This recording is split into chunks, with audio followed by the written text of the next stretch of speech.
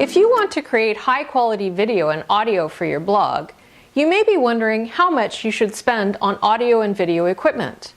So the question today is, does more money spent on equipment translate into better results? We've decided to run an experiment. A test between high-cost equipment, roughly $1,000, and low-cost gear, roughly $160. That's a 600% difference in cost. Test number 1.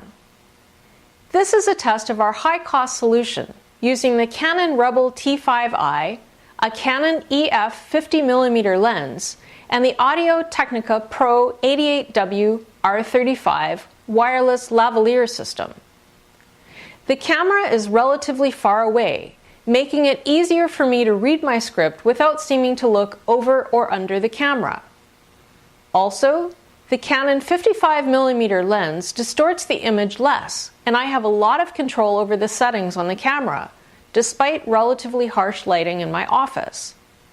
The camera gives me the ability to adjust the exposure, the color temperature, and the depth of field very precisely. Depending on your circumstances, having this level of control can be very important. We're shooting this video in a typical office environment with lots of windows. This is not a studio with controlled lighting, so having the ability to adjust the camera is essential. The audio quality is very good. Test number 2. This is a test of our low-cost solution using the Logitech HD Pro Webcam C920 and the Audio-Technica ATR2100 USB microphone. The webcam uses a wider angle lens, so the image is slightly distorted. I have positioned myself as far from the lens as possible to minimize this distortion. The camera is much closer to me, so I look like I'm not making eye contact when I read my script, which is positioned slightly below the lens of the camera. I have less control over the settings, so it isn't as easy to compensate for poor lighting conditions. But this Logitech camera does allow exposure, color temperature, and white balance to be adjusted, so it's not bad. I've put the webcam on a cheap tripod to elevate it slightly above my eye line. I included the $30 tripod in the cost of this configuration because I think it is essential to have the camera elevated to avoid the telltale camera angle of a PC's webcam. Also, I have pointed the PC's screen away from my face to prevent the bluish colored light that comes from a PC's screen. The audio quality is also very good, but I need to be sure to hold the microphone close to my mouth to ensure quality.